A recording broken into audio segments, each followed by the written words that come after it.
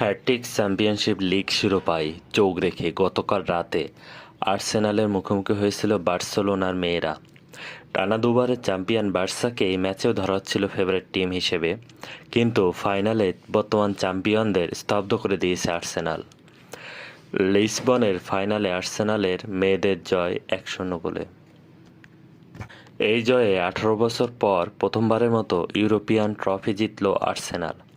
74 মিনিটের ম্যাচের একমাত্র গোলটি করেন বোতলিনা স্টিনা ব্লাকস্টেও। এর আগে আর্সেনাল সর্বশেষ চ্যাম্পিয়ন্স লিগের শিরোপা জিতেছিল 2007 সালে।